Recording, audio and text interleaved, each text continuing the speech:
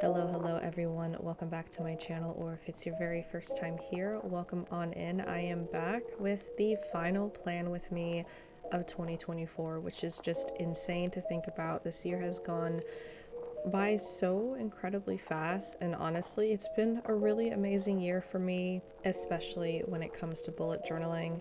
I can hands down say that this has been the most fun I've ever had bullet journaling in the 5 years that I have been doing this, and it is largely to thank because of this amazing notebook from Scribbles That Matter, the Starry Night.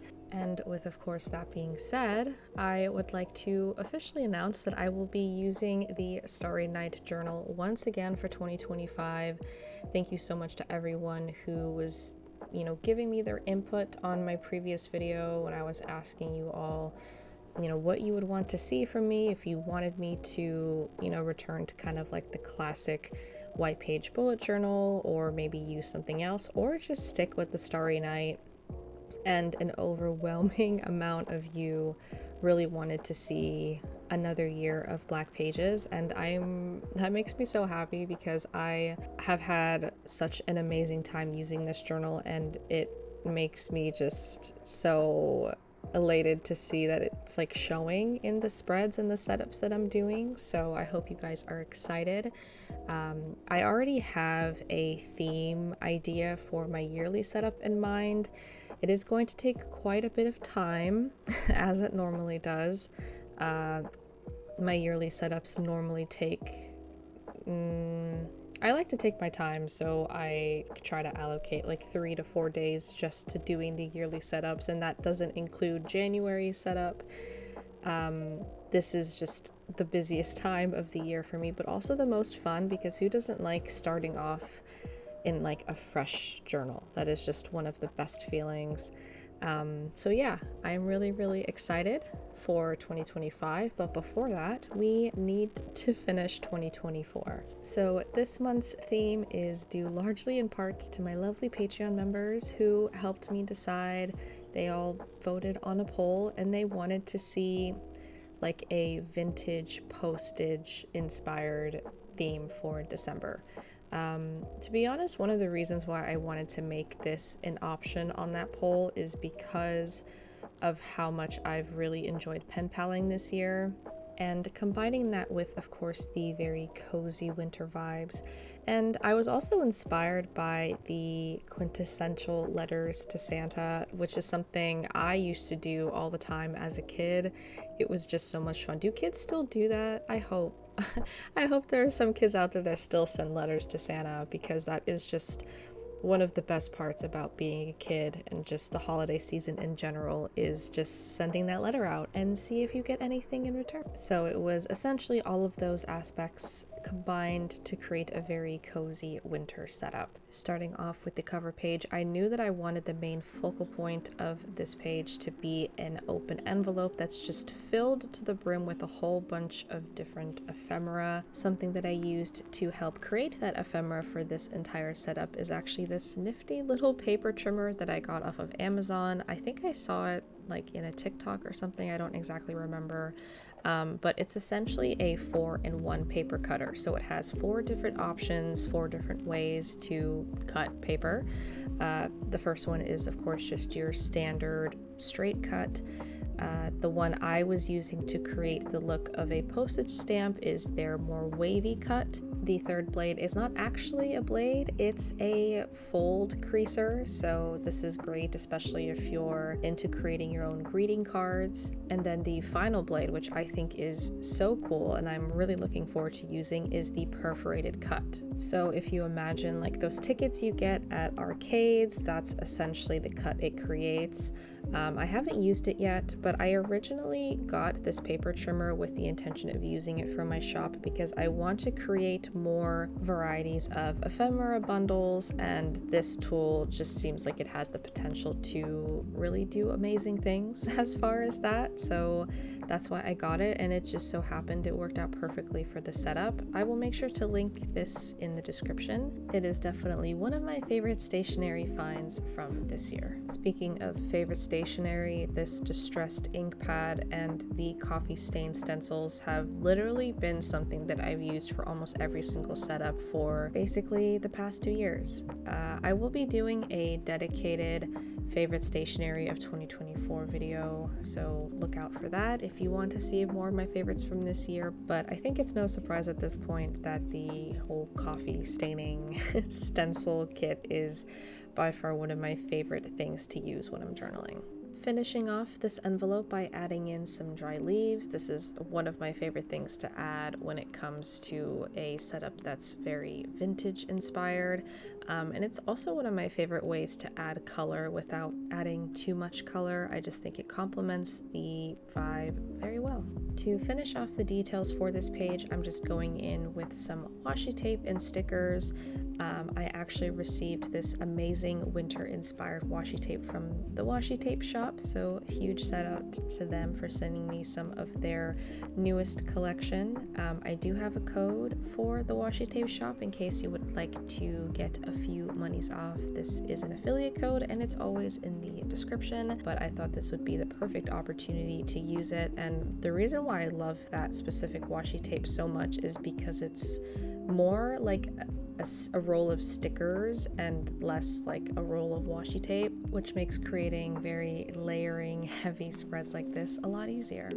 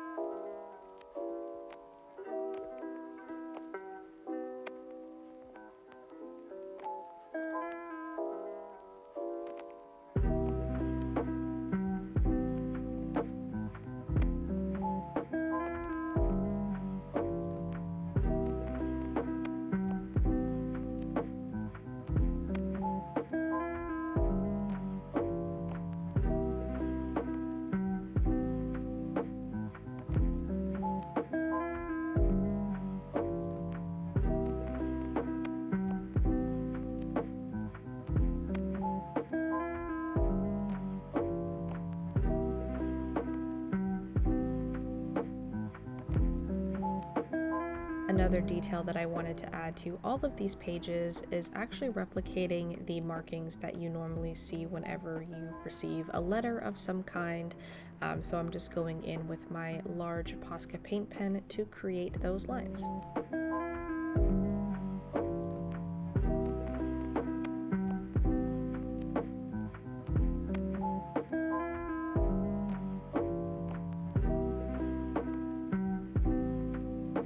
To tie in the spread together, I'm just going in with a little bit of twine just to further reinforce that, vintage male theme.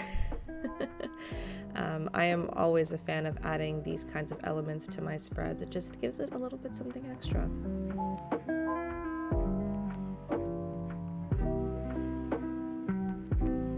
The next page I'm going to be working on is my habit tracker. So I actually found inspiration for this from a photo I found on Pinterest, which I will insert right here.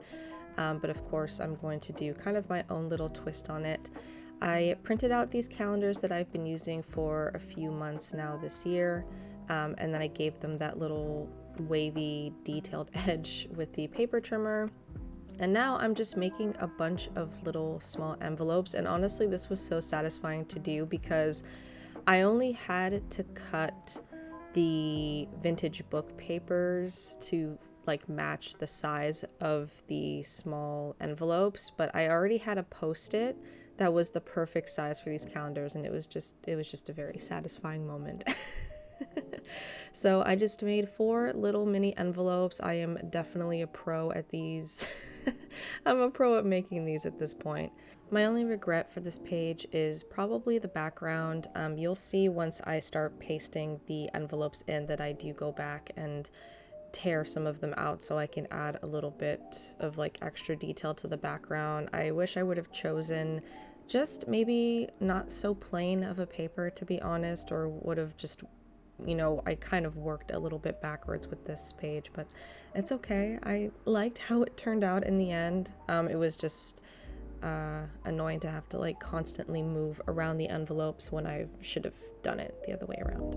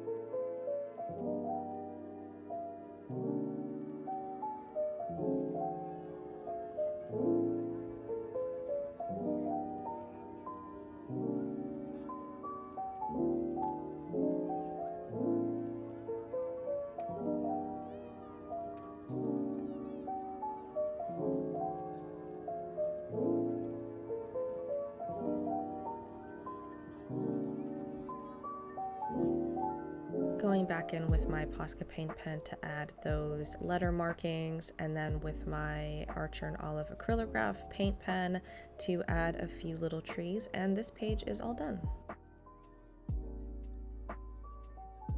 Moving on to one of my favorite and easiest spreads to create for all of my monthly setups, the favorites page. You guys know the drill at this point, but if this is your first time watching one of my videos, first of all, hi. Hello. But I usually try to keep this page relatively simple, so I can leave enough room for any ephemera that I gather throughout the month or any photos that I want to include. So even though this is like a relatively simple spread initially, it looks really nice when the month is over.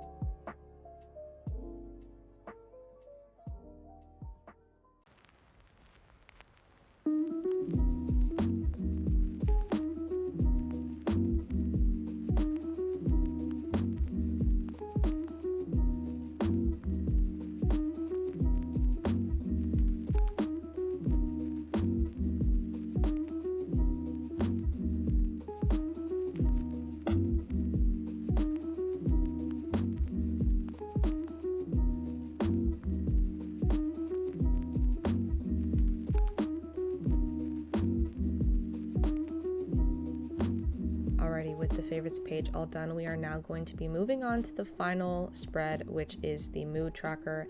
I decided to do a little bit something different this time around. Honestly, the mood trackers this year have been some of my favorite spreads to create. But I always forget that I can use my silhouette machine, especially if I want to do a little bit more of an intricate design, or at least have elements be much more symmetrical than the hand-drawn look. And for this specific spread, I tried the hand-drawn stamp look and I did not like how it was turning out. So instead, I just popped over to Canva, copy and pasted 31 identical stamp outlines, imported that file into my Silhouette Studio, and the machine did the rest. This was just essentially an extra step. Yeah, it does take a little bit of time, but if I'm not liking how a page or a spread is turning out, I don't mind taking that extra time to try to find a way to make it look better in my eyes. So that's what I did. I actually ended up finishing this spread on the following day because I was losing light. And I don't really like to run my Silhouette machine once people start coming home from work because it is a little bit loud and I do have neighbors. So I try to get, if I'm, packing orders or anything, I usually try to do that in the morning when everyone is not home for the most part. But yeah, I really love how these look. Luckily, they turned out how I was hoping they would. So it was worth it taking the extra time to bring out the silhouette machine. I am now just numbering all of them, 1 through 31, of course, and then I just pasted them onto their respected pages. And while I was doing so, I was trying to come up with the best way to add the key to this page, because there really wasn't enough room on the top or the bottom to add something like that. And then also for the design, I didn't know if I wanted to go a little bit more intricate or if I wanted to do something more on the minimalist side, but I figured I would give my future self a little bit of a break. So I just did some very simple Christmassy winter designs, and luckily I ended up having a few extra stamps. So I just used those as the key, and then I essentially turned this into like a tab in the middle that I could just flip from side to side, and this was honestly the best place for it. I really didn't want to do like a flip out situation and have it sticking out of the bullet journal, so I just decided to put it in the middle, and I think it works really well. My little designs are cute, a little scuffed, but that's okay. I think you get the idea anyway. My last debate was whether I wanted to add some color variety to the stamps, but I was really liking the color palette that I was currently using, and then just using the green as a very minimal accent color, so I just stuck with a black pen. Honestly, just trying to resist the urge to use my metallic pens for yet another monthly setup. Also, as you can see, I was so entranced by creating this spread that I wrote habit instead of mood tracker, so we are just doing a nice and easy little cover up with that. Luckily, the background is distracting enough that if I included this strip of paper, you can't even tell that it wasn't supposed to be there. I think my only other regret for this setup, well, it's not really a regret, it's not necessarily a bad thing. I think I would have just preferred to use my calligraphy pen more, because I feel like it just fits the theme so well. But the issue is that, of course, I am using a black page bullet journal and this is black ink, so I could realistically only use this pen for certain things. Is there someone out there who has made like a white ink specifically for calligraphy pens? There probably is. I just thought about it right now, so I should probably do some research on that. But if you have any recommendations, please let me know, because I would love to use my calligraphy pen more, especially because I'm going to be using this exact same journal for another year, so I would really love to find some suitable white ink for that.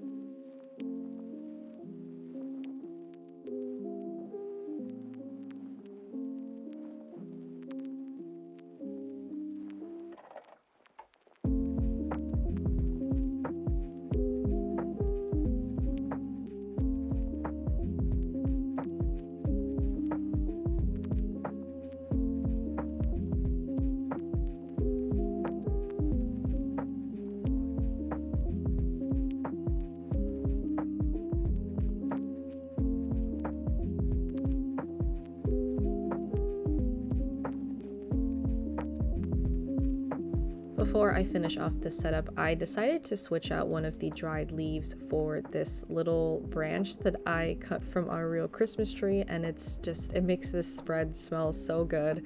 The longevity of this is probably not that great, but that's okay because it looks great right now.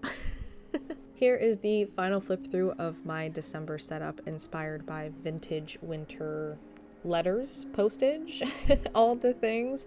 I really hope you enjoyed. I cannot believe that this is the final setup of 2024. I will, of course, be doing a dedicated flip through of my 2024 bullet journal, which I cannot wait to film.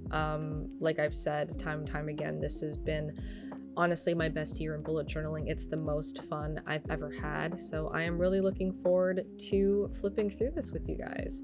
Thank you so much for watching, everyone, and I will see you in the next video. Bye!